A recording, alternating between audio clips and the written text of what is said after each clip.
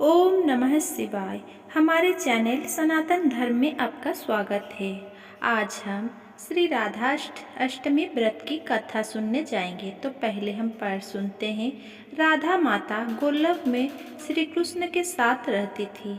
एक दफा कृष्ण भगवान को गोलोक में राधा रानी कहीं नजर नहीं आई। कुछ देर बाद कन्हैया अपनी सखी विराज के साथ घूमने चले गए।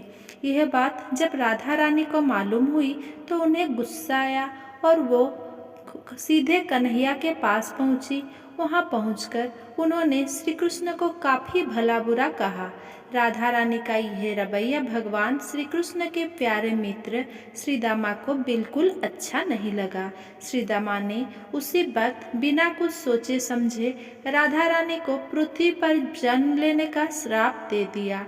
राधा को इतने गुस्से में देखकर कृष्ण भगवान की सखी बिरजा भी नदी के रूप में वहां से चली गई। राधा ने श्री दामा से श्राप पाने के बाद उन्हें राक्षस कुल में पैदा होने का श्राप दिया। राधा जी द्वारा दिए गए श्राप की वजह से ही श्री दामा का जन्म शंखचूड़ दानव के रूप में हुआ। आगे चलकर वही दानव भगवान विष्णु का परम भक्त बना।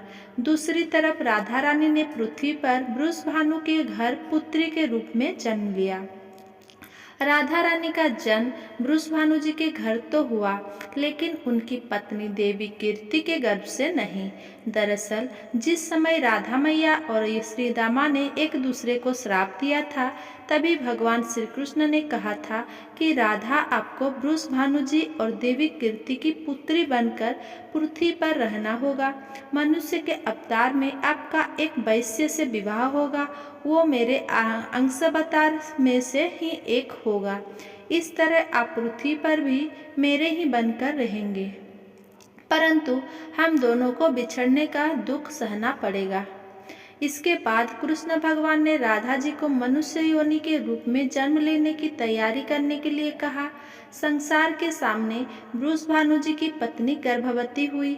जिस तरह एक बच्चा दुनिया में आता है, ठीक वैसे ही देवी कीर्ति का भी प्रसव हुआ। लेकिन असल में राधा माता का जन्म देवी कीर्ति के गर्भ से नहीं हुआ था। भगवान की माया से उनके गर्भ में वायु भर गई थी। देवी कीर्ति ने उसी वायु को जन्म दिया। इस दौरान उन्हें प्रसव पीड़ा हो रही थी और वहां राधा माता के रूप में एक प्यारी सी कन्या ने जन्म लिया। भाद्र मास के शुक्ल पक्ष की अष्टमी के दिन राधा मैया का धरती पर जन्म हुआ था। तभी से हर साल इस दिन को राधा अष्टमी के रूप में मनाया जाता है। कहानी से सीख: क्रोध एक बुराई है। क्रोध का जवाब क्रोध में ही देने से बातें और खराब हो जाती है।